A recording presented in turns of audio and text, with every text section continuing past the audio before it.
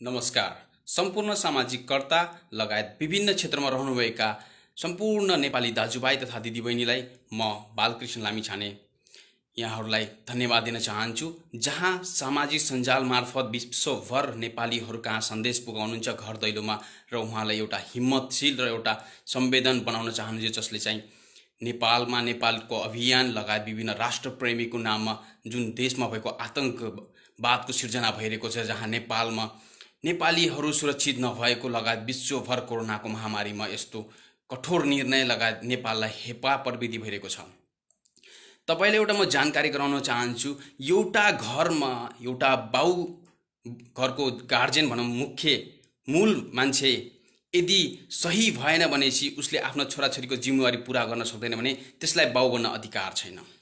किनकि उसको जिम्मेवारी हुन्छ कि आफ्नो सन्तानलाई उसले लालन पालन लगायत विभिन्न क्षेत्रमा उसले सुविधा यापन गरेर उसलाई शिक्षित समाज बनाएर एउटा समृद्ध बनाउन लागि आफ्नो भविष्य एउटा कठोर उसमा राखेर उसलाई उच्च शिक्षा हासिल गराएर देशको लागि राष्ट्रको लागि राम्रो काम बनाऊ भन्ने ठान्दछ। त्यस्तै गरी एउटा हाम्रो नेपालमा हाम्रो जुन हरेक नेपालीहरूको लिडर जो ठानिने प्रधानमन्त्री लगायत विभिन्न मन्त्रीमण्डलका विभिन्न नेता लगायत विभिन्न क्षेत्रका कुराहरू गरौँ। आजसम्म जति पनि लिडरहरू जन्मे तिनको हिस्ट्रीहरू हामीलाई थाहा छैन। हामी युवाको बारेमा यथार्थ र सत्य बोल्छौँ, किनकि हामी यस धरतीमा यस समयमा जन्मेका हौँ। त्यो पूर्वकालमा जन्मेका हौँ जहाँ पञ्चायतको बेलामा, जहाँ जनयुद्धको बेलामा हामी कुनै बन्दुक पकडेर हिँडेनौँ। हामी त केवल यति ठान्छौँ कि देशको लागि जतिखेर नेपालीको आवश्यकता पर्छ हामी तम तयार छौँ। आज म तपाईलाई सत्य कुरा भन्न गइरहेको छु। तपाईले राजनीति कुन हिसाबले बुझ्नुहुन्छ मलाई त्यो थाहा छैन। मैले राजनीति कुन हिसाबले बुझ्छु भनेपछि जुन पहिला लिपुलेखको लागि सीमा विवादको लागि उठिएको प्रश्न थियो, जहाँ नेपालीहरू आवाज उठाए, खाली विभिन्न क्षेत्रमा आवाज उठाएर आन्दोलन गरे, तर केही हल लागेन। किन थाहा छ? किनकि त्यहाँ तपाईको एमसीसी को ठाउँ त्यसलाई चाहिँ परिवर्तन गरे एमसीसी मा लगियो। देशलाई बेच्न खोजिँदैछ। किनकि देशलाई किन बेच्न खोजिन्छ? पहिला नेपालीहरूलाई रोजगारको नाममा विदेशमा बेचिँदैछ, अनि त्यसपछि वैदेशिक रोजगारीमा, त्यसपछि अहिले चाहिँ अब नेपालीहरूलाई जति नेपाली घरमा बसेछन् तिनलाई चाहिँ लकडाउनको बेलामा अध्यागमन ल्याएर अनि विभिन्न इन्डियाबाट जुन लिपुलेखको मार्ग बनाए, त्यसलाई चाहिँ एकदमै हाम्रो यो जुन छ यो नेपालको संविधान खै कि चासो दिँदैन। तपाईले हेर्नुभयो होला जुन सीमा विवाद पछाडि एमसीसी भयो, एमसीसी पछाडि कोहलपुरमा भएको जुन एउटा टिप्पर काण्ड भयो, टिप्परले बच्चालाई मारेको विभिन्न ठाउँमा हामीले सुनिरहेका थियौँ। त्यसपछि ज्ञानेन्द्र साईमाथि आक्रमण भयो, राहतको कार्यक्रम भयो विभिन्न ठाउँमा। त्यसपछि फेरि अहिले अध्यागमन ल्याउने। आखिर किन? कि हामीले समृद्धि नेपाल चाहेको यही हो? लकडाउन हामीले पालना गरेका छौँ, सामाजिक दूरी कायम गरेका छौँ। सम्पूर्ण नेपालीहरू विश्वभरमा आफू सुरक्षित हुनलाई हरेकले पालन गरेको छ। तर नेपालमा अहिले के भइरहेको छ कसले बुझ्नै सकेको छैन। प्रधानमन्त्रीको राजीनामाले मात्रै देश बन्छ भन्ने लाग्छ? मलाई लाग्दैन। आउने त फेरि उही पार्टीका उही नेताहरू, उही मान्छेहरू जसले चाहिँ पहिला पनि गर्छौँ भनेर एउटा बाचा गरेका थिए, जुन बाचा पूरा गर्न कसैले पनि सकेका छैनन्। सायद तपाईलाई थाहा छ कि नै, देश अब बेचिँदै लागिएको अवस्था छ, सम्भावना देखिन्छ। किनकि कुन हिसाबले बेचौँ भने यिनीहरू यही तर्फमा छन्। भ्रष्टाचारले गर्दाखेरि यिनको पेट भरिन्छ त्यो थाहा छैन, तर यिनको सन्तानको पेट भराउनुपर्छ मात्रै हामीलाई थाहा छ। हो, यही कारणले आज विभिन्न देशबाट रेमिटान्स पठाउने नेपालीहरू कस्तो अचम्म लाग्छ मलाई। कति लाज मर्दछ है। संविधान सभामा बसेर फलानु नेता ठीक भएन, यो नेता ठीक भएन, उसले गरेको काम ठीक भएन, सबै नेताले आफ्नो कहिले भन्छन् जनतालाई बचाउनु पर्छ। यो बेलामा सरकारको ढुकुटी रित्ताएर हुन्छ कि यो बेलामा सरकारले कसरी हुन्छ जनतालाई विदेशबाट सम्पूर्ण नेपाल ल्याउनु पर्छ। अनि नेपालबाट बग्ने नदी नाला जुन इन्डियाले खाइरहेको छ पानी, जुन इन्डियाले तपाईको त्यही पानीको सदुपयोग गरेर इलेक्ट्रिक निकालिरहेको छ, आज त्यही नै इन्डियाले हाम्रो नेपालको लिपुलेख ठाउँमा जहाँ विभिन्न ठाउँमा बाटो बनाएर रातारात बाटो बनाइन्छ लकडाउनको बेलामा, अनि हाम्रो सरकार निकम्बा सरकार ठुलो हेरेर बस्छ। कस्तो अचम्म छ, सुन्दा पनि अचम्म लाग्छ हामीलाई। हो, किनकि हाम्रो नेपालमा एकता छ भन्ने मात्रै छ, तर छैन। ज्ञानेन्द्र शाही राम्रा हुन् नराम्रा हुन् म समर्थक पनि होइन विरोधी पनि होइन, तर नेपालमा एउटै व्यक्ति छ ज्ञानेन्द्र शाही, जसले विदेशमा बस्ने सम्पूर्ण नेपालीलाई नेपाल ल्याउन हामी तम तयार छौँ र सरकारले हामीलाई साथ दिनु मात्रै भन्दछ। हुन त नेपालमा विभिन्न विश्लेषकहरू छन्, नेपालमा विभिन्न भुक्ने कुकुरहरू जस्ता भुकिरहेका पनि छन्। हामी तिनलाई हामी चिन्दैनौँ। हामी यति चिन्छौँ कि मान्छेको सही मार्ग हुनुपर्छ, सही सोच हुनुपर्छ।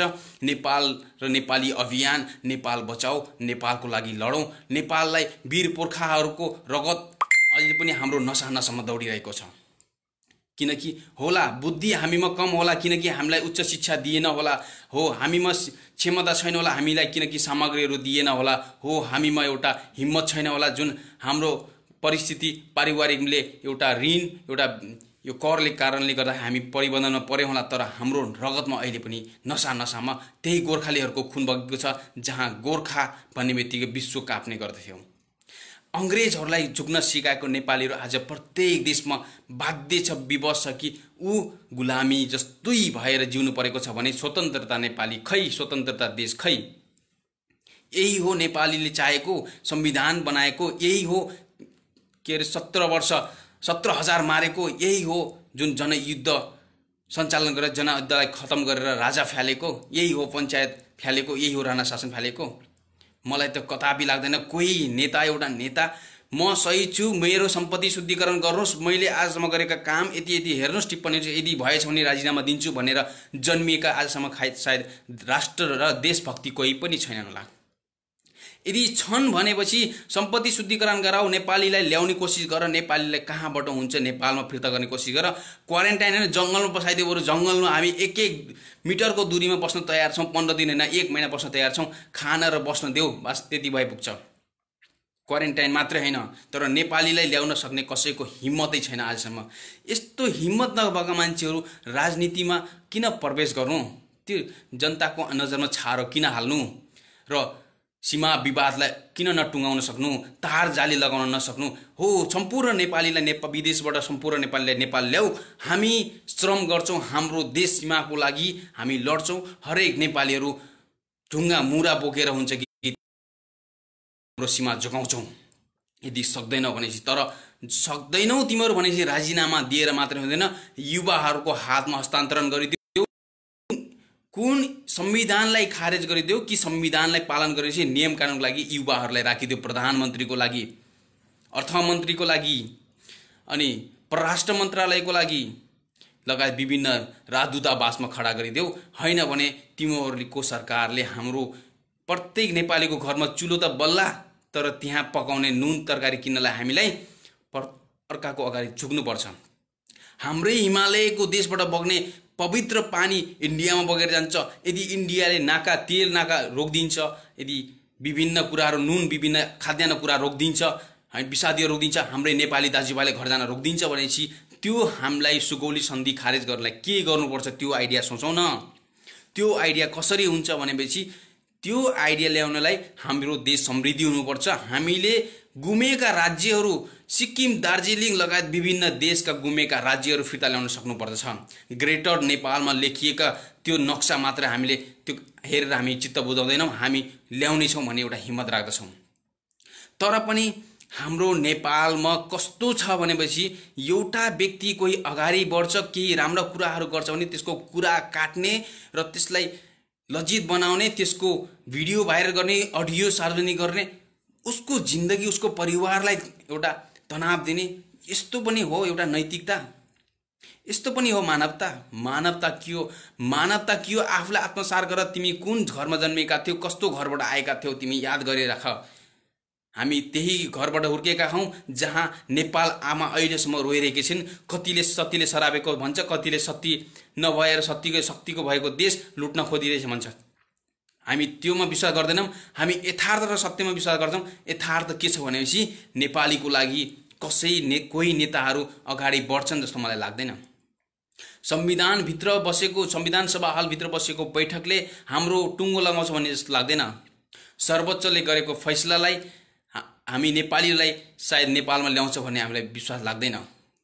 अब जति बच्छन् नेपाल आउँछन्, जति मर्छन् विदेशमा मर्छन् भन्ने छोडिदिने सरकार हामीलाई चाहिँदैन। प्रभु चाहिँदैन। तीर्थयात्रामा जाऊ, राजनीति सन्यासी भइदेऊ, अथवा सक्दैनौ भनेपछि युवा पुस्तालाई हस्तान्तरण गर्यो, तर राष्ट्रको नाममा जनतालाई लुट्ने काम बन्द गर। किनकि हामी नेपालीहरूले नचाहेर देश बनेको होइन, हामीले चाहेका छौँ, रेमिटान्स पठाएका छौँ, सरकारलाई पनि चलाएका छौँ, परिवारलाई पनि चलाएका छौँ। तर जति पनि प्रदेशमा बस्ने नेपालीहरू यही आग्रह गर्न चाहन्छन् कि हामी कुन बेला नेपाल फर्कन्छौँ। हामीलाई यहाँ श्रम कमाएर धनी भन्नुभन्दा हामीलाई 2 छाक नै पुग्न सरकारले किन नदियोस्, तर खुसीसँग परिवारसँग बस्न पाइयोस् भन्ने चाहन्छौँ। यो होइन ठुला ठुला बिल्डिङमा बस्ने मान्छे मात्रै मान्छे हो, मान्छे सानो झुपडीमा बस्ने मान्छे हो। मन हो बुझ्न सक्ने, जसले गरिब दुखीको मात्र होइन सम्पूर्ण नेपालीले एउटै समान अर्थले बुझ्दछ, एउटै व्यवहार राख्दछ। गरिब धनी भन्ने यो शब्द खालि त्यो मेहनत होइन, त्यो दिमाग लगाउनेहरू होइन। हामी यति खान्छौँ गरिब धनी कसले बनाएको? यही नेताहरूले बनाएको। पहिला समान व्यवहारै हुन्थ्यो। पृथ्वीनारायणको शालिग ढालिन्छ, काटिन्छ, फ्याँकिन्छ। विभिन्न राज्यका विभिन्न पुर्खाकाली चिजहरू जुन सङ्ग्रहालयमा राखिनुपर्ने चिजहरू लुटिन्छ, लगिन्छ, बेचिन्छ। नेपालमा भएका खानेहरू बेचिन्छ, नेपालमा भएका जडीबुटी बेचिन्छ। तर नेपालमा नेपालीहरूलाई पनि बेचिन्छ विदेशमा, रोजगारीको नाममा प्रदेशमा विदेशिनु बाध्यता भइरहेको छ। आखिर किन? सरकार यहीको लागि चाहिएको। सरकार चाहिँदैन तिम्रो मलाई यो आश्वासन, चाहिँदैन झुटा तिनी बाचा कसमहरू। मलाई यदि फर्काउन सक्छौ भनेपछि म जस्ता हजारौं नेपालीलाई नेपाल फर्काएर देखाऊ, अन्यथा तिमीले यो नेपाललाई बचाउन सक्दैनौ। पहिला नेपाली बेच्यो, अब नेपाल बेच्नलाई टुक्रा गरेर बेच्दैछौ। जुन 5 प्रदेश 7 प्रदेश विभिन्न अनि स्थानीय स्तर बनाएर तिमीले बेच्दैछौ। यो हामीलाई आज होइन धेरै पहिला ज्ञान भएको कुरा, तर भए पनि हामी बाध्य छौँ, विवश छौँ। किनकि हामी नेपालीहरू अझै पनि आशा गरिरहेका छौँ कि खुसीको दियो बल्ला, समृद्धि नेपालमा फर्केला, रोजगारी सिर्जना होला र सेवा सुविधा बनाउला, इमान्दारिता गराउला। यदि गलत बाटोमा छ भने सही बाटोमा मार्गमा उनीहरूलाई दिशा हस्तान्तरण गरेर उनलाई चाहिँ निर्देशन दिउँला भन्ने सम्पूर्ण नेपालीको चाहना छ। तर परायो पाठ 16 डुना 8 भन्छ नि, हो त्यस्तै नेपालको प्रधानमन्त्री मात्र हैन, विभिन्न नेताहरूको दिमागमा जति पढाउँदा पनि 16 दुना 8 नै पुग्छ। टुक्का हान्ने अनि मजा गर्ने, नाच्ने, गाउने पनि राष्ट्रप्रेमी हुन्छ, राष्ट्रको नायक हुन्छ। यो कदापि हुन सक्दैन। राष्ट्रको नायक भनेको संवेदन भएर विश्वको अगाडि आँखामा आँखा जुदाएर हामी गलत छैनौं, तिमीहरू गलत छौ। यदि हामी कमजोर छौं, हामी बन्छौं, बलियो छौं, हामी पक्कै पनि अगाडि बढ्ने छौं। हेरौं त सम्पूर्ण नेपाली ल्याएर देखाऊ नेपालमा नेपालीहरूले के गर्छन् भन्ने कुरा तपाईहरुले गर्नु पर्दैन। खाली नेपालीहरूलाई एउटा आग्रह गरिदिनुस् कि सीमामा पर्खाल लगाउनै पर्छ, सीमा बलियो बनाउनै पर्छ, सीमा नेपाली सेनाले सुरक्षा गर्नै पर्छ। सीमा सम्पूर्ण नेपालीको जिम्मेवारी हो। त्यसमा हातमा हात, साथमा साथ मिलाएर पूर्वदेखि पश्चिमसँग हातेमालो गरेर लकडाउन खुलेपछि पनि, लकडाउनको बेलामा पनि हामी चेक जाँच गरेर हामी बनाउन सकिन्छ।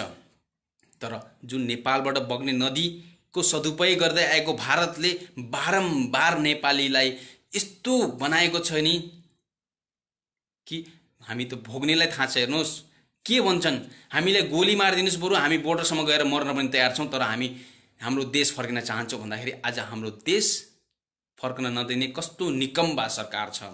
आश्वासन मात्र दिन्छ, यदि दिन पछाडि तपाईले नेपाल फिर्ता ल्याउँछौ मात्रै भन्छ। यदि ल्याउन सक्दैनौ भनेपछि किन भन्छौ के तिमीहरू? जवाफ देऊ, सम्पूर्ण नेपालीलाई जवाफ देऊ। लाइभमा आएर हामी जस्तै सच्चा नेपाली हौ, हामी कामको बावजुद पनि लाइभ आएर भन्छौ भने तिमी सच्चा नेपाल नेता हुँदै हैनौ, तिमी भन्न सक्दैनौ। एउटा माइकमा अगाडि राखेर 2-4 वटालाई त्यो सल्लाहकारसँग सल्लाह लिइकिन के भन्दा ठिक हुन्छ, पार्टी बचाउन के गर्दा सही हुन्छ, कुर्सी बचाउन के गर्दा सही हुन्छ भनेर सोचिन बोल्ने मान्छे हो तिमीहरू। तिमीहरूको औकात भनेको छ नि हामी बताउनु पर्दैन, सम्पूर्ण नेपालले बताउने छन् एक दिन। अपुत सम्पत्ति, त्यो भ्रष्टाचारले कमाएको सम्पत्ति होला, तिमीसँग ठुला गाडीमा चढ्ने सम्पत्ति होला, तर हामीसँग गाडी नचढे पनि मन छ। जुन शिखरमाथा, सगरमाथाको शिखरमा चढ्ने हिम्मत छ र वीर गोर्खाले दिएको जुन नासो भनौं, जे भने पनि खून छ जहाँ अहिले पनि बगिरहन्छ।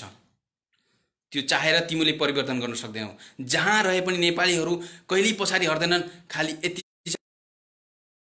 दिएर नेपालीले एकजना बोल्यो भने त्यसलाई मार्ने, फ्याक्ने अनि भाला घोप्ने लगायत विभिन्न एउटा जुन गर्छौ नि एउटा नियत तिमीहरूको, त्यसले त हामीले के देखाउँछ? नेपालमा नेपाली नेताहरू छक्का भन्दा कम छैनन् भन्दाखेरि पनि फरक पर्दैन होला। किनकि नेपालका नेताहरू न त गर्न सक्छन् न त गर्न दिन्छन्।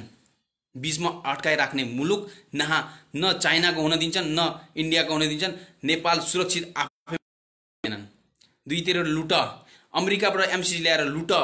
नेपालीहरूलाई जे गर्दा पनि के फरक पर्दैन। नेपालीहरू भुक्ने कुकुर भुकिरहन्छन्, हात्ती आफ्नो चालमा हिँडिरहेछ भने चाहिँ आफ्नो मनमारी गरिरहने। अध्यागमन ल्याए पनि हुन्छ अनि राष्ट्रपति कुर्सी सम्हाले पनि हुन्छ। नपढ लेखेका अनपढ गवारहरूलाई वडा कार्यालय राखे पनि हुन्छ। सबै जे गर्दाखेरि हुन्छ। तर हामी नेपालीहरू धेरै दिन छैन सहने। अब सहने बाटो गयो, सहने दिन। एक दिन हजारौं नेपालीहरू सडकमा उत्रिनेछन्। हजारौं लाखौं नेपालीहरू आफ्नो आफ्नो ठाउँबाट काठमाडौँ घेराउ हाल्न नपरोस्, जहाँ काठमाडौँको सिंह दरबार छोड्न नपरोस्। तिमीहरूलाई जहाँ जङ्गलबाट आएका थियो जङ्गल होइन, तिमीलाई देश निकालनै गर्न नपरोस्। किनकि तिमीहरूको कामदेखि कोही सन्तुष्टि भएन। निकम्बा सरकार। राजा ल्याउँछौँ भनेका छैनौँ। राजा आफ्नो ठाउँमा ठिक होला, राजा ल्याउँछौँ हामी कोही पनि चाहनौँ, तर नेपाल बनाउँछौँ भन्ने सम्पूर्णको सोच छ। के गरेर हुन्छ, कसरी हुन्छ नेपाल बनाउन देऊ। यो उमेरमा त तिमीहरूको बुद्धि पनि छ कि छैन मलाई त लाग्दैन। बुद्धि हुने मान्छे, विवेक हुने मान्छे त सही र सत्य के हो त बुझ्छ। अर्थ मन्त्रालयले जुन तपाईको अर्थ विनियोजन गर्छ हैन, जो असार मसानसम्म विनियोजन गर्छ, अर्को सालको लागि योजनाहरू बनाउँछ, त्यो योजनाहरू एक साल परदेशमा बस्ने नेपालीलाई लगाइदियो न, के फरक पर्छ? एक सालसम्म कटौती गरिदियो न, के फरक पर्छ? नेपालीले नेपालमै कमाएर दिन्छन्, रोजगार गर्ने गर्छन्। एक महिना 2 महिना भोकै बसेका छैनन् सायद। कति नेपालीहरूको घरमा चुलो बलिरहेको छ। तर जो विपन्न वर्गका छन्, जसको साँझ बिहान छाक टार्न गाह्रो भएको छ, तिनलाई राहतको नाममा 80 करोड त बाट्यो, कता बाट्यो त्यसको बारेमा कहिलेसम्म खुलाएका छैनौँ। कुनै मिडियामा आएर खुलाएका छैनौँ। मैले यति लाख रुपैयाँ, यति करोड रुपैयाँ यहाँ बाँडे भनेर खुलाएका छैनौँ। खालि 80 करोड रुपैयाँ बाँडे गरे। 3 खर्ब भन्दा बढी रुपैयाँ विश्व बैंकसँग लिएको ऋण कसले तिर्छ? विदेशमा बसेका नेपालीहरूले तिर्छ। त्यही भएर रेमिट्यान्स कमाउँछ तिमीहरूले। कि इन्डियाबाट बाटो खुलाएको पैसा त्यहाँबाट आउँछ, कि एमसिसी ल्याएपछि त्यो तिर्नुपर्छ अनि तिमीहरू ठुल्ठुला गाडी चढेर विदेशमा साइड लागिहाल्छौ अनि जुन नेपाली बचे पनि मरे पनि मरुन् भनेर छोडिदिन्छौ। तिमीहरूलाई यिनी कोही पनि नेता यदि मर्छ भने नेपाली झण्डा ओढेर मरे भनेपछि ओढाएर यिनको लास जलाउनु कसैलाई पनि अधिकार छैन। यो राष्ट्रको घातक चिन्ह हो। हिजो हसिया अथवाको नाममा विभिन्न आन्दोलन गरे, थरहोडको नाममा विभिन्न रेशम चौधरीलाई जेलमा थाने। यदि सांसद जेलमा बस्छ भनेपछि के सिके रावतलाई किन छोडिएको त? मधेसका नेताहरू हिजो मधेसमै आन्दोलन गर्दाखेरि मधेस इन्डियामा गएर के गरे वार्तालाप गर्ने हो? आफ्नो देश बनाउन सक्दैनौ भनेपछि, हिम्मतै छैन भनेपछि अर्का देशको अगाडि किन झुक्न जान्छौ? पार्टीमा किन रमाउँछौ? 2-4 हुस्कीको लागि किन तिमीहरू आफ्नो देश बेच्न खोज्दैछौ? 2-4 अर्बको लागि किन आफ्नो महानता गुमाउँदैछौ? तिमीले यत्रो वर्ष आन्दोलन गर्यौ, यत्रो वर्ष जेलमा बसेर तिनी सरियाहरू इट्टाहरू गन्यौ, तिनी त्यही चामल भात खायौ जहाँ तिमीलाई अहिले खाँदाखेरि पनि सम्झिँदाखेरि पनि त्यो घिन लागेर आउँछ। हो, सम्पूर्ण नेपाली दाजुभाइ दिदीबहिनीलाई यही आग्रह गर्न चाहन्छु कि तपाईहरू साथ र समर्थक छौँ भनेर घरबाट नभन्नुहोस्, घरदेखि बाहिर आउनुपर्ने हुन्छ। लकडाउनको कारणले होला, ठिक छ, हामीले सरकारको नियम कानुनलाई पालन गर्छौँ। हामी एउटा सभ्य नागरिकको पहिचान दिनका लागि हामी घरमै बसेर अहिले घरबाट विभिन्न एउटा सुरक्षा लगायत विभिन्न अभियान चालिरहेका छौँ। राहत एउटा सहयोगी मित्रको धारणा राखिरहेका छौँ। तर लकडाउन खुल्ना साथ नेपालमा प्रत्येक नेपालीहरू पूर्वदेखि पश्चिम महाकालीका नेपालीहरू उठेर आउनुहोस्, जाग्नुहोस्। यदि आज जाग्नु भएन भने भोलि जाग्नु नै छैन। तपाईँको पुस्ता, तपाईँको भविष्य यही अन्धकारमै गुज्रिनेछ, जहाँ आफ्नो नेपाल भनेर नेपालीलाई चिन्न पनि गाह्रो हुनेछ। नेपाली गुलामी भएर बाँच्नुपर्ने छ। नेपाललाई बचाइराख्ने भनेपछि आउनुहोस्, हातमा हात, साथमा साथ लिएर नेपालीले नेपालीको अभियान चालु गरौँ, जहाँ युवा नेता राख्न परोस् ताकि देशलाई परिवर्तन गर्न सकियोस् भन्दै दुई शब्द राष्ट्र र सत्य यथार्थ वास्तविक कुराहरू मात्रै लिएर हामी हरेक सामाजिक सञ्जालमा बोल्ने गर्छौँ भन्दै आज दुई शब्द यहीँ, दुई शब्द होस् कि चार शब्द होस् भन्न त भनियो नेपालीहरूलाई, नेताहरूलाई। सुन्छन् सुन्दैन थाहा छैन, तर सुन्नुपर्छ। सुनेनौ भनेपछि तिम्रो अस्तित्व रहने छैन। जसरी तिमीले अहिले ज्ञानेन्द्र शाहलाई, ज्ञानेन्द्र वीर विक्रम शाहलाई नारायणी दरबारमा त राखेछौ, तर नजर बन्द जस्तै गरी तिमीले हिँड्न दिएका छैनौ। भोलि तिमीहरू पनि को पालो आउँछ जब नेपालमा आउ त चुनाव आउँछ कि नै, हरेक नेपालीहरू आफ्नो ठाउँबाट अहिले चाहिँ सबै सक्रिय भइसकेका छन्, बुद्धिमानी भइसकेका छन्। खालि यति हो, उनको आवाज बाहिर निक्लिन सकेको छैन। हातहरू झमझमाइरहेका छन् युद्ध गर्नलाई, पिट्नलाई, लड्नलाई, तर हातहरू हतियार पक्र्न खोजेका छैनन्। जुन दिन हतियार पक्र्ने छन्, जुन दिन हात अगाडि बढाउने छन्, जुन दिन आवाज फुट्नेछ बुलन्द सम्पूर्ण नेपालीको, तब सिंहदरबारमा नेता होइन, एउटा सच्चा नायक बस्नेछ, जसले चाहिँ नेपालको निर्माणको लागि विभिन्न सन्धि सम्झौता, विभिन्न कुराहरूमा विभिन्नसँग जुन गरेको छ, नेपालसँग बाचा गरेका सबलाई खारेज गरेर नयाँ नेपालको निर्माणको लागि नयाँ अभियान युवा पुस्ता भनेर नेपाल सञ्चालन गर्नेछ। जहाँ ड्युटी भनेको ड्युटी, कति घण्टा ड्युटी र कसरी, र कम्पनी र विभिन्न सपिङ महल्सहरू, विभिन्न जुन योजनाहरू नयाँ पुस्ताले मात्र ल्याउन सक्छ। यिनीहरूले खालि भाषण र शासनभन्दा केही जानेका रहेछन् भन्दै आफ्ना केही कुराहरू राख्न कोसिस गरे। सम्पूर्ण नेपाली दाजुभाइहरू जति पनि हेर्नुहुन्छ, मलाई सुन्नुहुनेछ, सम्पूर्णलाई धेरै धेरै धन्यवाद दिँदै म फेसबुक लाइभबाट बिदा हुन चाहन्छु। नमस्कार, जय नेपाल।